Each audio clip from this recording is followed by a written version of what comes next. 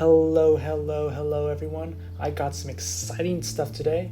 I'm currently located at the Sea Canyon Fruit Ranch in San Luis Obispo, and it's the 27th of May, and I'll be staying here for the next couple of days. It's a cool spot to do your weddings or to do some camping, and I know that this is a botany related channel, but man oh man, we got some wild peacocks, chickens, emus, and ostriches. I'll put a brief ostrich and emu compilation at the end of the video since I do want to focus on the plants. I will also showcase some parts of the vineyard that's part of the winery here, and also hit up on the nearby coastal beach. And remember, I'm by no means an expert, so if I made a mistake or if you want to add on some information, do so in the comments below. And just because something is edible or medicinal, it does not mean you should eat or use. Things like contaminated soil could cause more harm than help. Do your research. So let's get started. So yeah, they grow warren pears or Pyrus communis here alongside a variety of apples, vegetables, eggs, and honey. As you'll notice, they are not particularly ripe yet, and I'm guessing that they are relatively sour at this stage. The trees go from a hot pink flower to a more light pink and white bloom flower, then the fruit changes from a reddish pinkish to a more purple skin.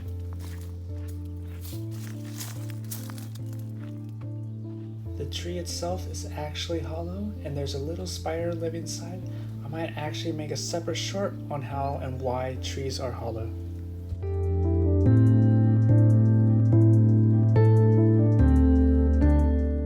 The trees are covered in a light green with a white mix of lichen called a Flavoparmelia caparata, or the green shield lichen. It's more common to grow on trees than on rocks. It tolerates air pollution a bit better than other lichen, but it does not mean that it's immune.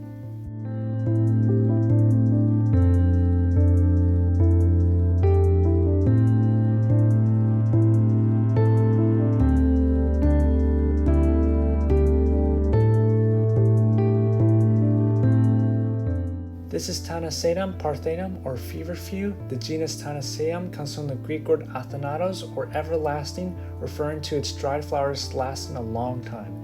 Its epithet Parthenium comes from the word Parthenon, or Greek temple. It is native to the Balkans and Caucasus.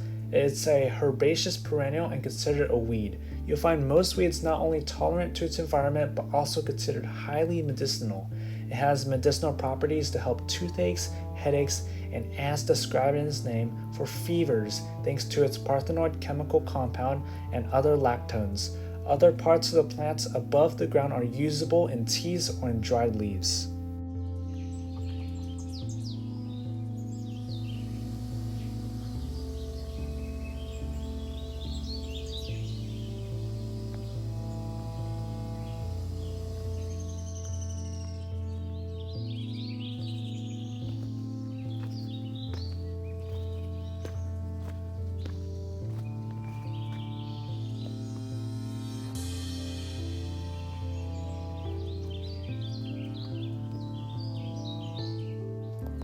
This is a red hibiscus, and I can't tell whether it's going to bloom or wilt. The hibiscus plant belongs to the Malvaceae family or the malva family.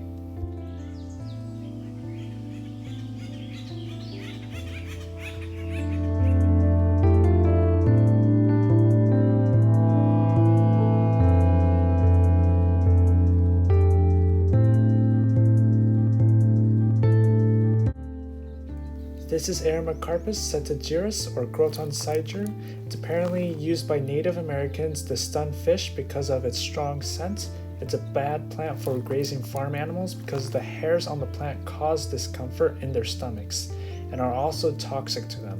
It has some medicinal uses, but I found mixed results whether it's helpful or poisonous.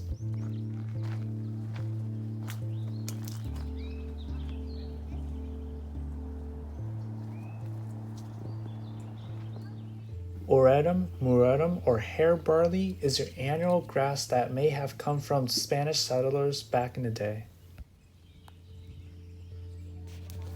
I'm at Kelsey Sea Canyon Vineyards, which is a neighboring site to the fruit ranch, and they are growing grapes right near the entrance. They produce and sell a variety of wines and have award-winning wines like their Chardonnays alongside the red blends and Pinot Noirs. Alright, now I'm at the Bluff Trail in the Montaña del Oro State Park on the way to the coast of Spooner's Cove.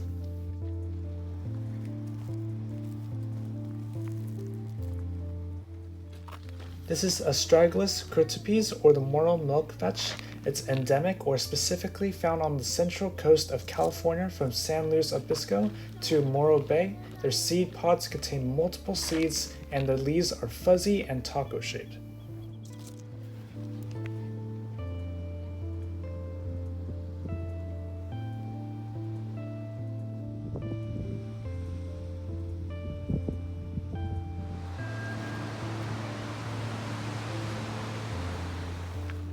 This is Astrosia californica, or California poppies, the state flower. Picking the flowers is not illegal and is a myth. However, it's illegal to pick any plants from state, federal parks, or on private property.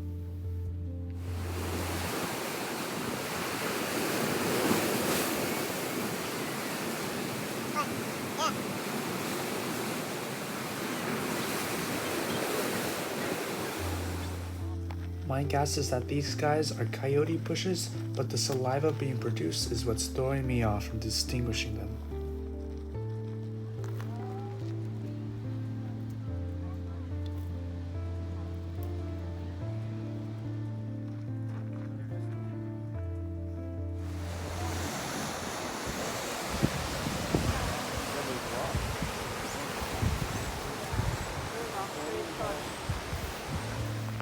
Eriophyllum stachyphinium, or the seaside woolly sunflower, is a native perennial that tolerates drought. It can normally be found around the coast.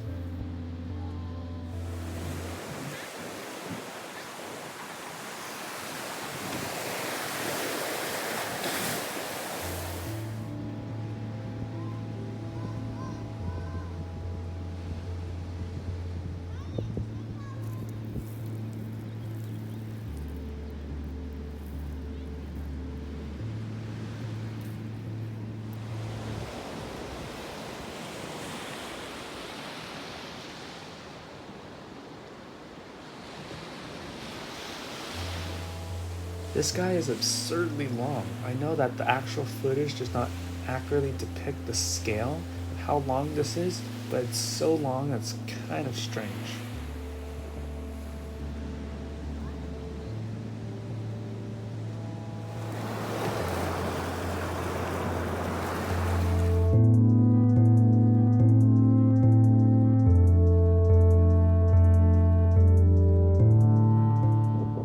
Tetragonioids, or the New Zealand spinach, is not a spinach. If you have figured out already, tetra in Greek means four, while gonia refers to the angle. It's drought tolerant annual and thrives in cool conditions. The leaves are edible in salads or cooked.